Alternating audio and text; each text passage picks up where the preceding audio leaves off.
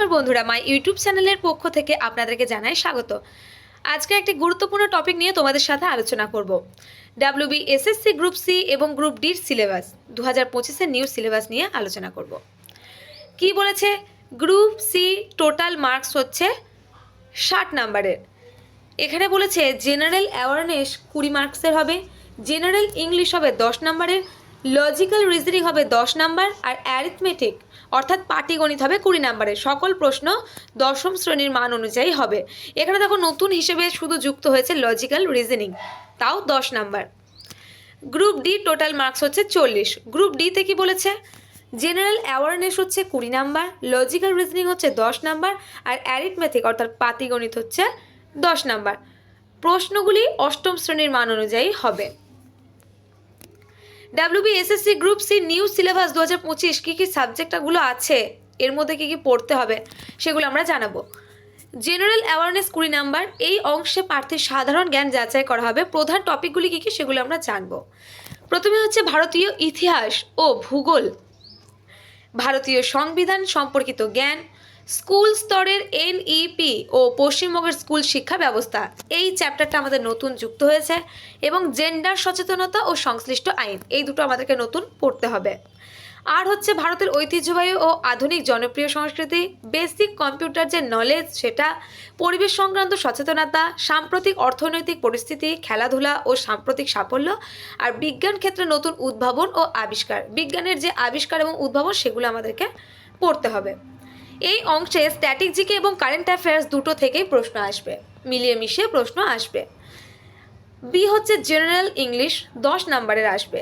এই অংশে মূলত বেসিক ইংরেজি দক্ষতা যাচাই করা হবে। প্রথমে দেখা হচ্ছে grammar, preposition, singular, plural, synonym and antonym, common vocabulary, spelling check, তারপর আছে সেন্টেন্স স্ট্রাকচার। লজিক্যাল রিজনিংয়ে কী কী আছে আমরা জেনে নেব।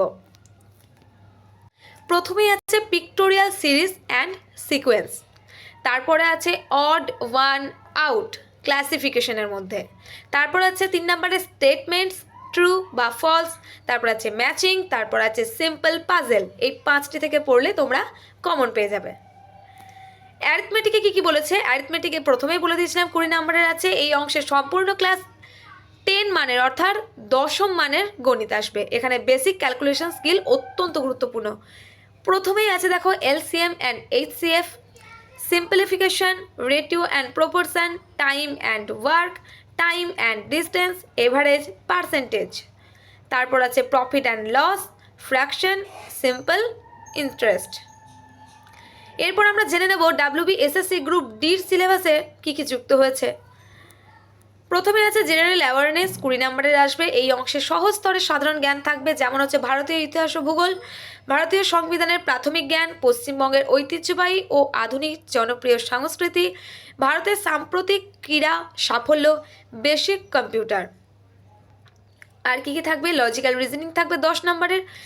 এখানে থাকবে এই অংশে সহজ মানে যুক্তি তর্ক ভিত্তিক প্রশ্ন, যেমন হচ্ছে picture series and sequence, odd one out, true false statements, matching and blood relation. এখানে দেখো ব্লাড রিলেশনটা নতুন করে যুক্ত হয়েছে। তারপর আছে অ্যারিথমেটিক 10 নাম্বার, আগেই জেনেছি। এই অংশে দশম স্তরের গণিত থাকবে। কী কী থাকবে? Average, percentage, LCM and HCF, basic problem মানে খুব বেসিক থেকে অঙ্ক তোমাদের আসবে, খুব সহজ হবে। রেটিও অ্যান্ড প্রপোর্শন মানে অনুপাত সমানুপাত, সিম্পল ইন্টারেস্ট সরল সুদ। তো আজকে এতদূর পর্যন্ত। যদি আমার ভিডিওটি আপনাদের ভালো লেগে থাকে তাহলে সাবস্ক্রাইব করুন এবং লাইক করুন, পাশে থাকা বেল বাটনে অলটি ক্লিক করুন। নমস্কার।